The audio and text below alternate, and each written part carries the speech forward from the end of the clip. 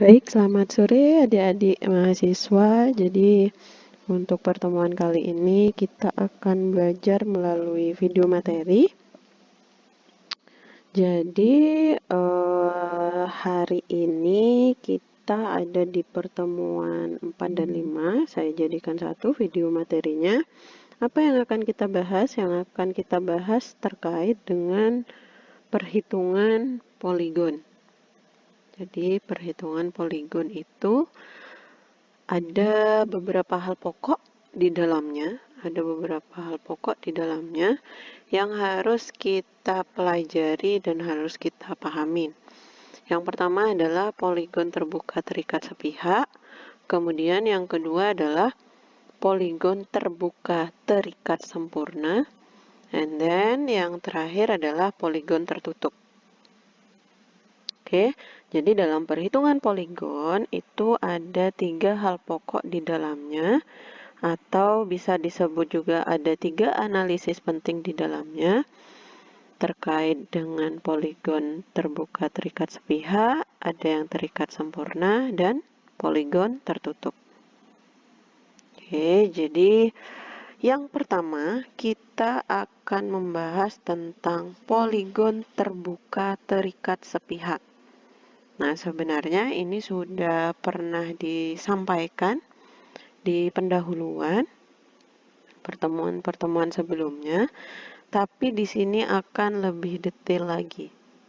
Nah, jadi pada poligon terbuka terikat sepihak itu, data apa yang diketahui di sana? Data yang diketahui adalah koordinat titik kontrol, sudut, dan jarak. Ini alfa, ini D. Dan ini titik koordinat ya, X dan Y. Oke. Kemudian dijelaskan pula di sini bahwa poligon terbuka terikat sepihak itu ada 4 bentuk kemungkinan. Yang pertama adalah arah titik kontrolnya seperti ini, ke atas dan mengarah ke sebelah kanan. Kemudian yang kedua ke bawah, mengarah sebelah kanan. Kemudian yang ketiga ke bawah mengarah ke bagian kiri, and then the last itu mengarah ke atas ke bagian kiri. Kemudian,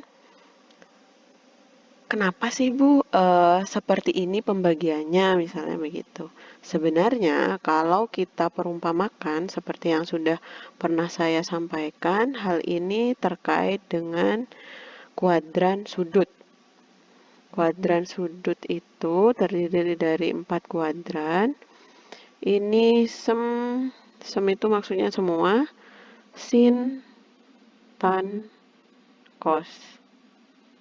Ini tidak perlu saya jelaskan lebih detail ya, karena ini sudah kalian dapatkan di matematika atau di kalkulus, mungkin di situ. Jadi kuadran itu ada 4. Kalau di sini tempatnya itu sin, tan, cos semuanya plus. Kalau yang di sini sin aja yang plus, yang lain minus. Kemudian yang di sini sama, ini tan aja yang plus. Kemudian yang di sini cos aja yang plus. Kemudian kaitannya dengan ini, nah ini kan sudah di sini. Nah, yang ini ada di kuadran ini, di semua. Kemudian yang ini ada di kuadran cos. Kemudian yang ini, yang ketiga ada di kuadran tan. And then the last itu ada di kuadran 2. Oke, jadi ada di semua arah di kuadran ini. Makanya dia dibagi jadi 4. Kemudian next, kita beralih ke rumus yang digunakan untuk poligon terikat sepihak yang pertama. Yang pertama itu berarti kalau di kuadran itu ada di sini, jadi semuanya plus, seperti itulah gampangnya kita memahami. Jadi di sini ada titik acunya, koordinat yang diketahui. Kemudian di sini ada jarak 1, jarak 2, jarak 3, dan jarak 4. Kemudian di sini ada sudut 1, sudut 2, sudut 3, dan sudut di sini. Oke. Sekarang kita lihat apa saja yang diperlukan untuk perhitungan. Yang pertama adalah sebenarnya ketiga hal ini sudah disampaikan sebelumnya ya, bahwa untuk menghitung poligon itu harus tahu koordinat yang diketahui, kemudian azimut, dan yang terakhir adalah bagaimana kita menghitung koordinatnya. Yang pertama adalah hitung azimut awal dengan cara tangen dari data koordinat yang diketahui.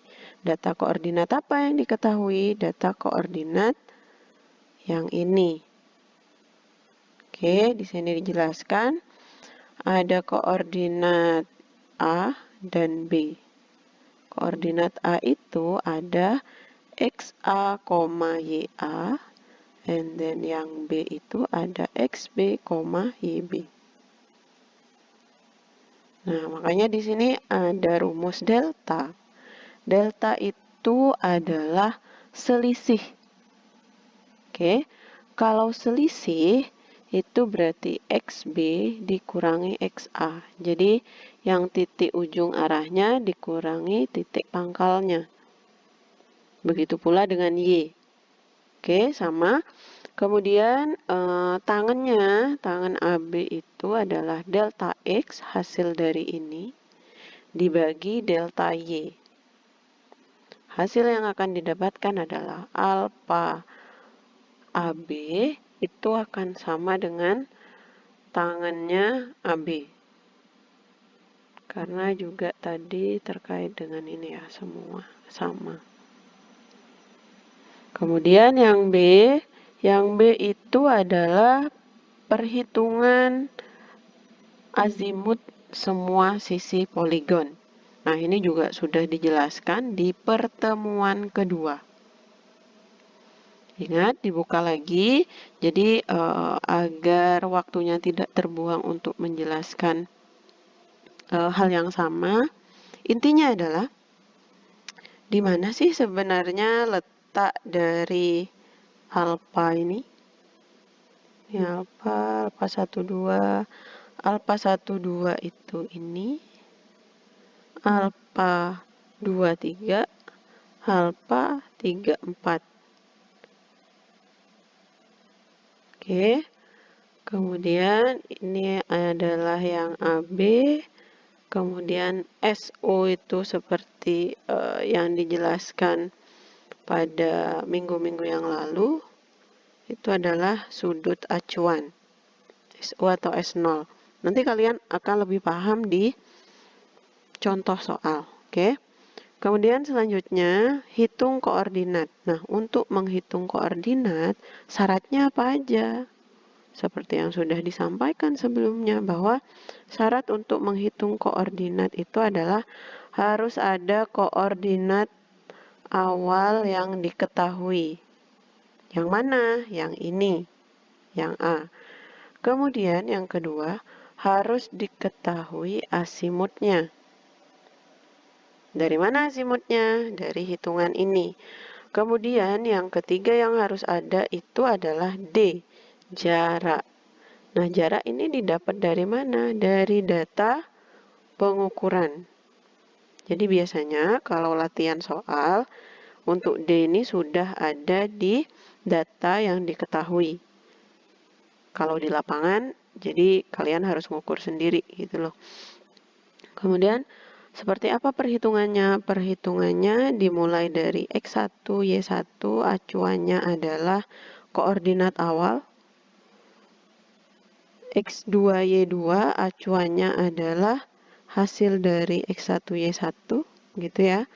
Kemudian X3, acuannya adalah hasil dari Y2. Nah, kemudian yang X4, acuan hitungnya dari X3, Y3. Maka dari itu, dalam perhitungan koordinat ini harus teliti. Jika Anda salah, misalnya salah di bagian ini, semuanya akan salah. Karena saling bergantungan untuk angkanya. Gitu ya.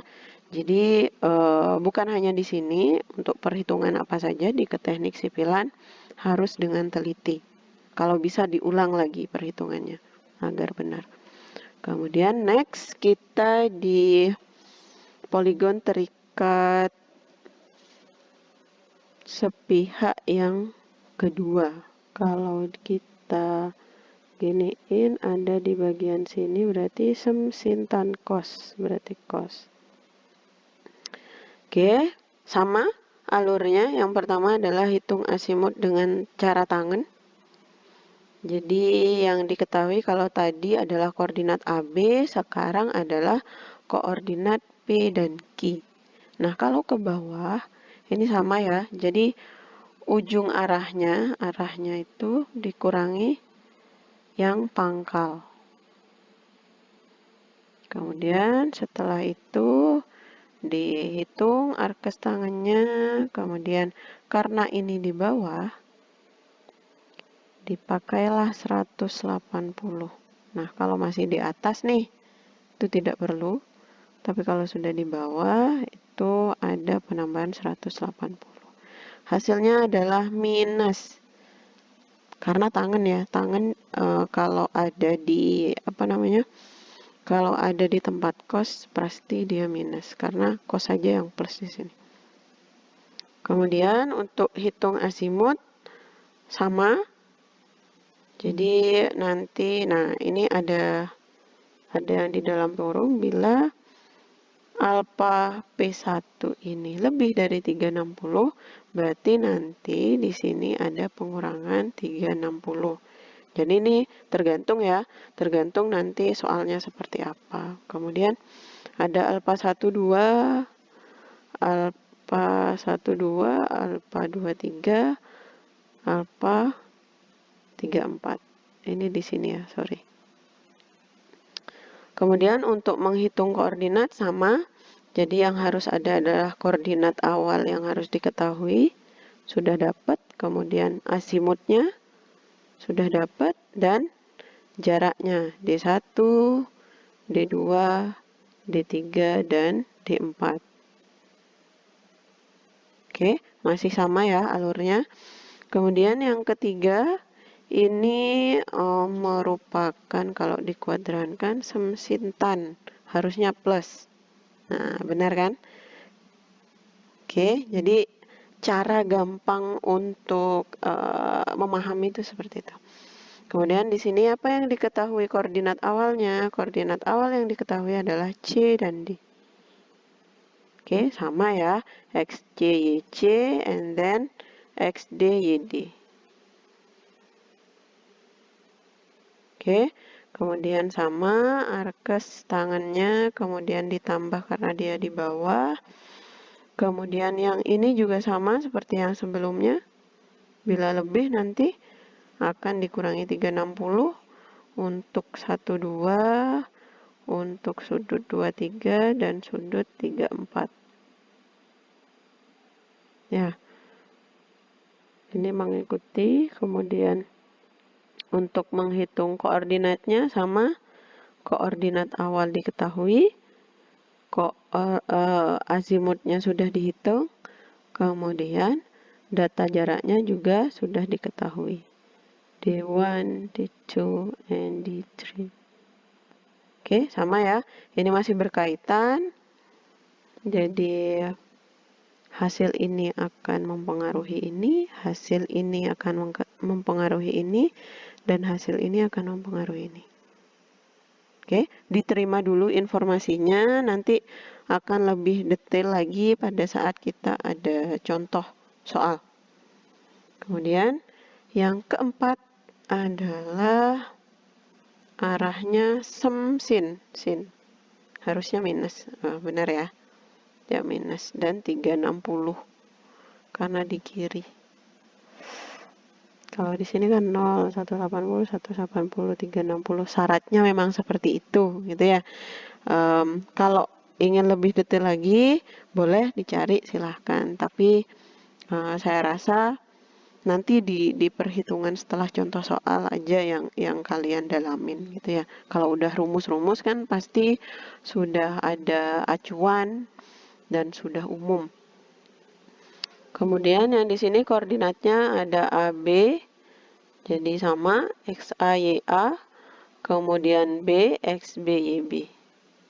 Oke. Kemudian di sini untuk azimutnya, jika tadi ini 1, 2, ini 2, 3, dan ini 3, 4. Oke, agar tidak lama penjelasannya, ini sama untuk hitung koordinatnya. Harus ada koordinat awal yang diketahui, sudah ada. Kemudian azimutnya juga sudah dihitung. And then yang terakhir adalah jarak-jaraknya. Oke. Nah, kita langsung ke contoh. Jadi biasanya nih kalau masih pengenalan rumus, arti dari rumus, kemudian gambar-gambar, pasti akan masih bingung gitu. Kita sekarang ke contoh, kita lihat ini berarti ke kanan bawah, kita lihat masuk di kanan bawah itu masuk di tipe nomor 2. Oke. Berarti di sini harusnya dia cos, sum sin tan cos, kemudian ada jaraknya ada 3. Oke. Kemudian sudutnya 0, ini 0, 1 sama 2, ini S. Kemudian untuk koordinatnya ada G sama K, diketahui XY-nya, ini juga diketahui XY-nya. Oke. Kemudian setelah kita cek yang diketahui ini ternyata sudah sesuai dengan yang ada di gambar. Ada koordinat, ada sudut, ada jarak. Terus pertanyaannya adalah hitung koordinat titik-titik poligon tersebut. Titik koordinatnya. Langkah pertama adalah hitung azimut awal dengan cara tangen dari koordinat. Oke, jadi koordinatnya sudah diketahui. Kita tinggal substitusikan dan masukkan ke dalam rumus. Jadi ini bisa diulang untuk perhitungannya agar kalian bisa pasti dan bisa lebih paham. Jadi XK itu ini X, ini Y. XK min XG, yang ini dikurangi ini. Apakah benar? Silahkan dicek. Kemudian YK min YG hasilnya seperti ini. Kemudian setelah itu, hasil dari delta X dan delta Y menjadi arkes tangen, jadinya adalah seperti ini. Min 41 derajat, 8 detik, 8,33 menit. Nah, misalnya nih, Miss terlalu repot misalnya kalau harus disederhanakan seperti ini di awal. Boleh kalian hanya memakai derajat, misalnya min 41, sekian derajat, misalnya begitu. Nah, nanti pas di finishnya nanti kalian baru dikonversikan menjadi seperti ini. Oke, jadi tidak masalah buat saya untuk nanti disederhanakan pakai koma. Biasanya kan untuk kalkulator yang scientific itu kan sebenarnya bisa pakai ini, tapi mungkin ada ilmu khususnya, jadi bolehlah kalian pakai yang derajat saja. Biasanya pakai koma di sana untuk menerangkan angka-angka sisa ini. Kemudian ini disubstitusikan juga karena sudah ada rumus ya, sesuai dengan yang tadi sudah Ibu jelaskan. Kita tinggal masukkan 180 derajat ditambah min 41 sekian, hasilnya adalah sekian. Oke, plus kali min, ini jadi min ya. Ingat itu, jangan sampai salah untuk perhitungan yang sederhana seperti ini. Kemudian yang B, apa yang kita hitung?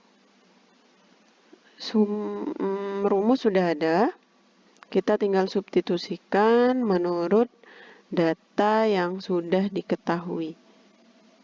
Yang ini kan dari perhitungan sebelumnya. Ini kan, dari sini. Kemudian sudut-sudutnya juga sudah ada. Berarti tinggal masukkan aja di sini ya. Tinggal substitusikan, yang ini juga substitusi. Yang ini masuk ke sini. Kemudian hasil yang ini masuk ke sini. Untuk yang lainnya ini adalah hasil substitusi dari data yang diketahui. Oke. Kemudian yang C adalah hitung koordinat. Ingat, rumus-rumusnya sudah ada, saya tidak perlu sampaikan lagi ya. Rumus-rumusnya seperti ini. Kemudian sekarang PR-nya adalah kita substitusikan apa yang sudah diketahui di awal. Yang ini sudah diketahui di awal tadi. Kemudian jaraknya juga sudah diketahui di data soal. Kemudian cos dan sin-nya ini juga sudah dihitung. Jadi tinggal dijumlahkan, dikalikan, hasilnya seperti ini. Kemudian hasil yang di atas ini akan masuk ke X2Y2. Begitu pula dengan X3 dan Y3, itu datanya dari X2 dan Y2. Nah, untuk ini sesuai hasil hitungan dan sesuai dengan data yang diketahui pada soal. Jadi ingat, D itu adalah jarak ya, jangan bingung. D itu adalah jarak. Kalau ada X and Y, itu berarti koordinat. Ingat, koordinat. Kemudian kalau seperti itu, ini alfa artinya sudut. Jadi sudah bisa ini ya, bisa membedakan nanti satuannya apa. Oke. Nah, itu tadi sudah dijelaskan contoh perhitungan daripada poligon terikat sepihak. Nah, sekarang kita akan membahas terkait dengan poligon terbuka yang terikat sempurna. Nah, di pertemuan sebelumnya kan sudah dijelaskan juga kalau terikat sempurna itu berarti di awal dan di akhir itu ada titik kontrol. Seperti ini. Ini titik kontrolnya B and Q. And then yang ini titik kontrolnya adalah A dan P. Oke. Kemudian di sini ada asimut awal AP, kemudian BQ ini, and then XAYA, XBYB, XAYA, XBYB, koordinat awal dan akhir ya. Ini diketahui. Kemudian sudutnya adalah ada SO, S1, S2, S3, S4. Kemudian jaraknya ada berapa? Ada 1, 2, 3, dan 4. Oke, sudah ada keterangannya. Ini diukur. Oke, dari sini sudah paham ya? Nah, kemudian di sini ada penjabaran syarat-syarat yang harus dipenuhi dalam poligon terikat sempurna. Nah, kita lihat dulu. Ini dari mana, Bu? Ini dari mana, Bu? Ini dari ini. Saya hapus yang ini dari ini ya. Ini dan ini. Itu adalah titik kontrol. Nah, sama kan? Untuk azimut awal, itu delta AP sama penjabaran dari arkes tangan, koordinat XP min XA per YP min YA. Karena ini ada di kuadran sum di semua, hasilnya sama dengan. Oke. Kemudian untuk azimut akhir, ini ada di sum sin tan cos. Harusnya minus. Oke. Paling tidak kita sudah tahu jawaban yang ini dulu. Kemudian sama halnya penjelasan yang sebelum-sebelumnya. Jadi XB min XQ. Oke. YB min YQ untuk arkas tangannya. Karena BQ. Ya, itu ya. Ini masih sama. Walaupun penjelasannya beda tempat, tapi intinya itu sama untuk penurunan rumusnya. Kemudian untuk azimut sisi poligon lain, alfa AP itu adalah azimut awal, yang A tadi itu. Oke. Yang A itu yang seperti ini maksudnya. Yang ini ya. Ini ya maksudnya ya. Kemudian alfa A1 adalah alfa AP ditambah S0. Oke. Alfa 12, alfa 1 tadi ditambah S1 dikurangi 180. Sama dengan, ini penjabaran aja ya. Yang di bawah itu penjabaran aja. Alfa A1 kalau dijabarin kan ini. Nah, makanya dia ke sini. Oke, yang ini turun. Ya, paham ya? Kemudian yang A3 sama juga. A12 tambah S2. Kemudian kalau ditambahin ini turun. Kemudian yang ini ditambah di sini. Nah, karena kenapa 360 kan min 180, min 180 jadinya min 360. 3B juga sama. Hasil dari penurunan ini, kemudian S3-nya dari sini. Oke, kemudian alfa BQ yang terakhir, yang 3B dikurangi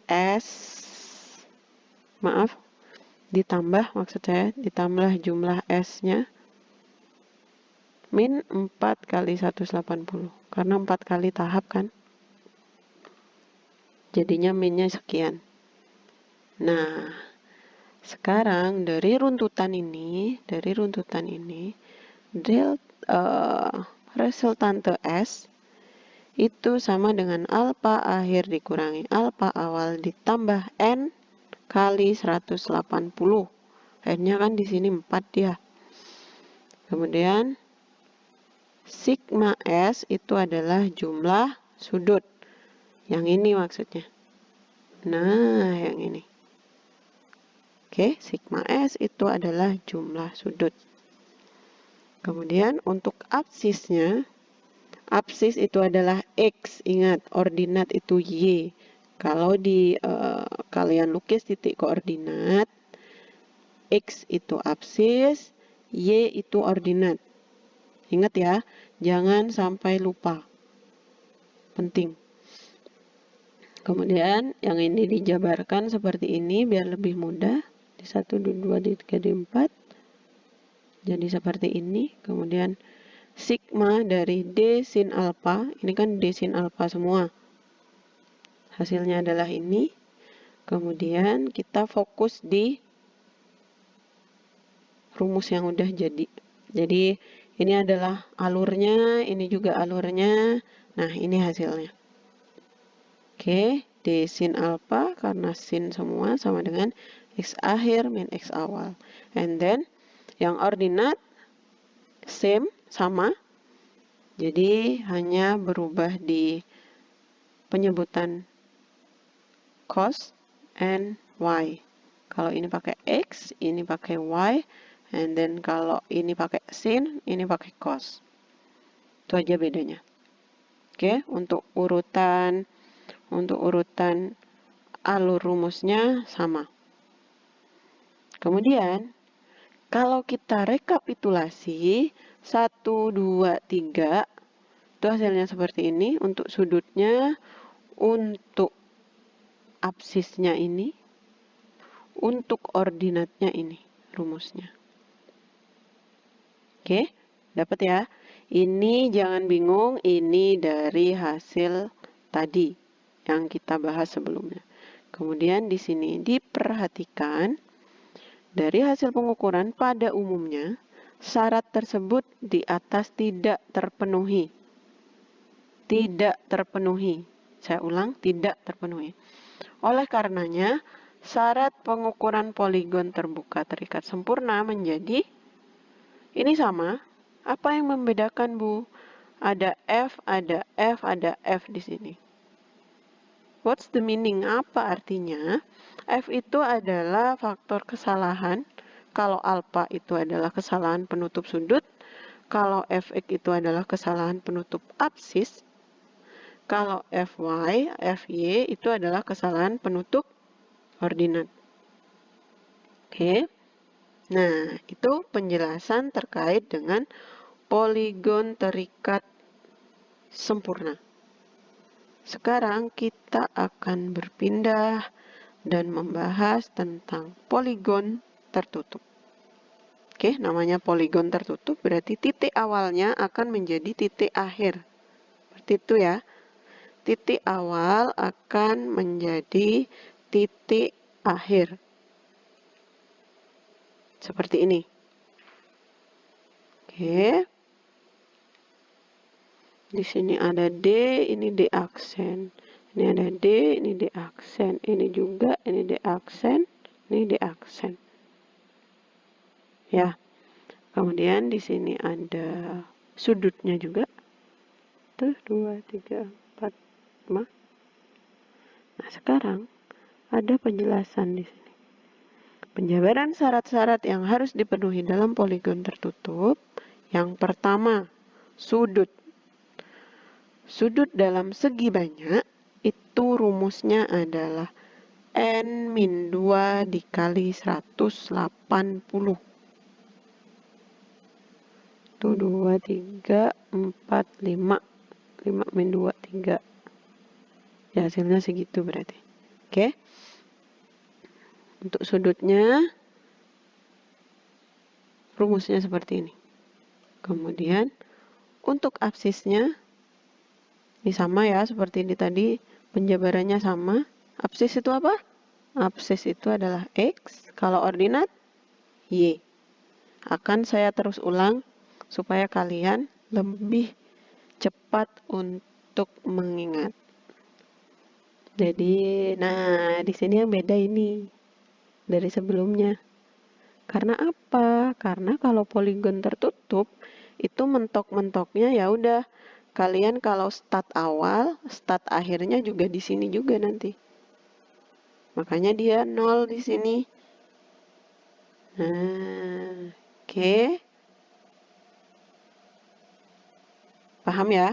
Kalau alur-alurnya tadi kalau kalian mengikuti penjelasan yang sebelum ini, sudah tahulah kenapa harus seperti ini. Sin itu untuk X, cos itu untuk Y. Oke, next. Nah, syaratnya kalau sudah kita rangkum, itu untuk sudut seperti ini, untuk absis seperti ini, dan untuk ordinat jadi seperti ini. Sama juga, syarat di atas ini tidak terpenuhi. Karena syarat pengukuran poligon tertutup.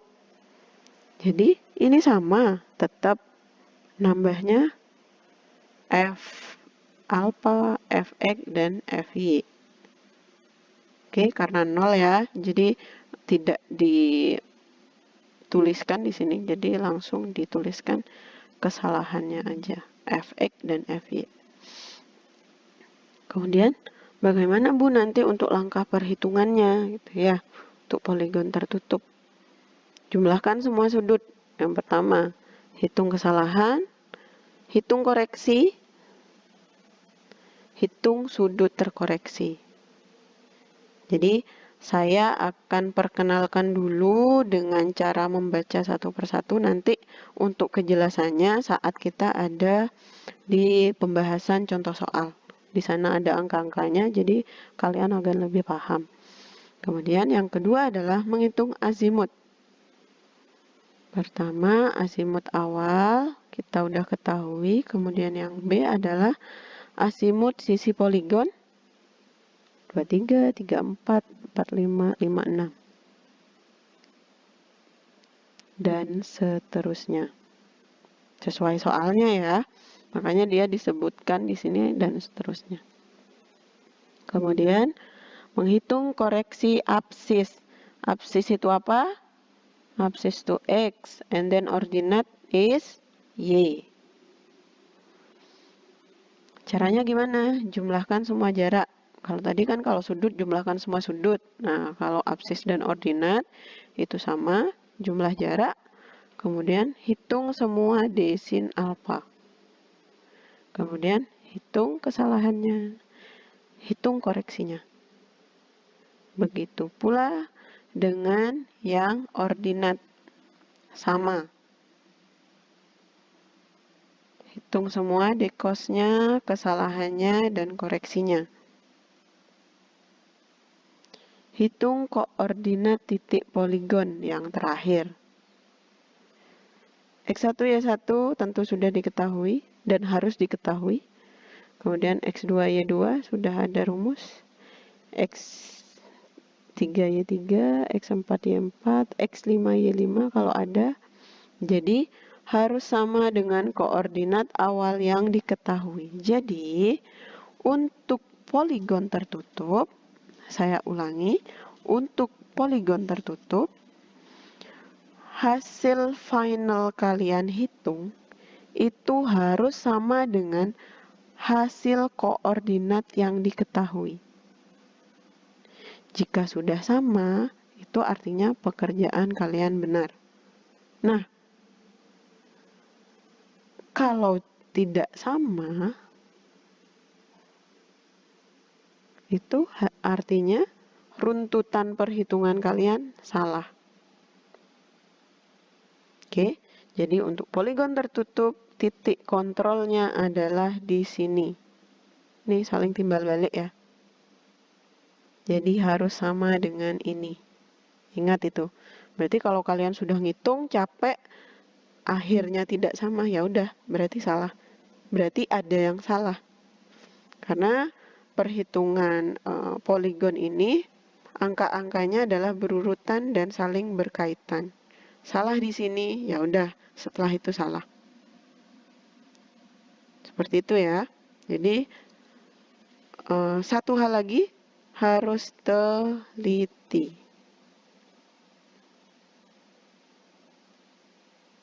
Oke, sudah ya, sudah didapat informasinya ya tentang poligon tertutup. Nah, ini dia. Kita akan membahas contoh perhitungan poligon tertutup. Ini poligon tertutupnya ada 4 titik.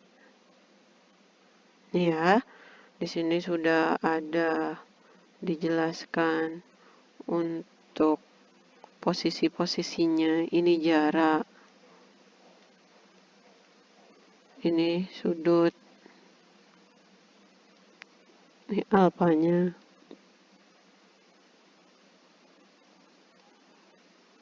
Oke, kemudian apa yang diketahui? Yang diketahui tentu adalah azimut awal. Azimut awal. Kemudian koordinat awal. Ini dan ini. Kemudian di sini dijelaskan pula ada data pengukuran lapangan yang diketahui. S1, S2, S3, S4. S1, S2, S3, S4. Oke. Kemudian jaraknya adalah 1, 2, 2, 3, 3, 4, dan 4, 1. Sudah diketahui ya. Ini sudah diketahui. Kemudian, nah, menghitung sudut. Tadi sudah dijelaskan langkah-langkah untuk perhitungan atau analisis poligon tertutup seperti apa. Nah, sekarang dari list-list tadi itu kita pakai rumusnya di sini, dan kita substitusikan angka yang sudah diketahui. Untuk sudut misalnya, jumlah sudutnya ada 4, tinggal tambah. Oke, saya rasa gampang ya kalau cuma penjumlahan seperti ini. Nanti saya tes lah di latihan soal. Oke, kemudian yang B adalah hitung kesalahan sudut. N-nya ada 4, kan ada 4 tuh, seperti ini. 1, 2, 3, 4. And then kita langsung substitusikan yang S dapat dari sini. Kenapa jadi 360? Karena 4 min 2 itu hasilnya 2. 2 kali 180 adalah 360. Hasil akhir untuk kesalahan adalah ini. Kemudian hitung koreksi. N-nya tetap 4. Kemudian kesalahan penutup sudutnya 15 detik. Hasilnya adalah ini. Kemudian yang D adalah menghitung sudut terkoreksi. S1 min C3. Jadi pengurangannya sama semua ya. Yang C hitungan terkoreksi. CS. Oke, jadi ini sudah tahu ya dari data yang diketahui tadi. Kemudian yang kedua adalah menghitung azimut. Azimut awal ini sudah diketahui di soal. Kemudian yang B dan seterusnya ini sudah ada rumus. Di langkah-langkah perhitungan tadi kita hanya butuh substitusi angkanya. Substitusi angka didapat hasil, substitusi angka didapat hasil. Kemudian kontrolnya adalah hasilnya harus sama dengan azimut awal. Ya. Next, menghitung koreksi absis dan ordinat. Ini absis dulu ya. Caranya sama dengan rincian rumus yang sudah Ibu jelaskan tadi. Jaraknya ditambah, D sin alfanya ditambah, kemudian hitung kesalahan penutup absisnya. Kemudian hitung koreksi absis. Tidak perlu saya jabarkan lagi untuk rumusnya. Kita hanya perlu teliti memasukkan angka atau substitusi dan hasil perhitungan. Karena rumus sudah ada, tinggal substitusi angka yang diketahui dan mendapatkan hasilnya. Untuk next, itu adalah koreksi ordinat. Sama juga caranya. Dijumlahkan hasilnya ini koreksi penutup absis. Ordinat ya. Salah ini. Ordinat, koreksi ordinat. Dapat. Udah clear. Kemudian yang selanjutnya adalah hitungan koordinatnya. Nah, koordinatnya ini ya udah tinggal masukkan angka aja, udah ada rumus. Kemudian yang ini sudah dihitung semua di awal tadi. Ini koreksinya ya. Koreksi, ini koreksi, ini koreksi. Jarak, ini koordinat. Ditemukanlah koordinat poligonnya untuk X ini, untuk Y-nya ini. Titik kontrolnya. Nah, ini harus sama dengan titik kontrol yang sudah kita deskripsikan atau sudah diketahui datanya. Jadi 100 dan 100. Oke, sudah benar artinya. Oke. Kemudian ada tambahan lagi. Tambahan yang ada di poligon tertutup itu kesalahan penutup jarak. ada perbandingan antara jarak ordinat absis dan ordinat, dan jumlah dari D. D itu adalah jarak. Tinggal substitusi, ditemukan angkanya, dan ini adalah hasil perbandingan kesalahan penutup jarak. Kemudian di sini diingatkan bahwa ada catatan untuk standar kesalahan penutup jarak atau ketelitian pengukur jarak. Nah, untuk pita ukur yang dari baja itu 1:2500 maksimum kesalahan. And then kalau pakai EDM itu 7500. Oke, jadi ini syarat mutlak. Berarti ini lolos ya, 1400. Oke, ternyata sudah ada di penghujung presentasi. Butuh diulang-ulang memang untuk lebih paham, nanti bolehlah diulang-ulang video materinya agar ketemu nanti sampai di mana kepahaman saudara-saudara. Jadi mungkin yang akan terlihat nanti saat ada evaluasi tugas, nanti akan terlihat paham atau tidak. Atau kalau memang ada diskusi tentang materi ini, silahkan bisa di grup chat atau grup materi di GCR. Sebenarnya kalau ada peluang seperti itu, kalian tidak maksimalkan ya secara baik, karena mungkin ada pemikiran, apa ya yang ditanyakan, karena masih bingung. Nah, biasanya nanti saat sudah ada tugas, baru kalian akan lebih paham atau kalian akan menemukan, oh ternyata di bagian ini yang saya tidak paham rupanya. Misalnya seperti itu. Boleh nanti diskusinya saat kita latihan soal, boleh. Oke, cukup sekian dari saya untuk pertemuan kali ini. Terima kasih atas atensinya, terima kasih atas waktu yang diluangkan. Semoga apa yang kita pelajari hari ini bisa bermanfaat. Selamat malam, selamat belajar, tetap semangat, jaga kesehatan.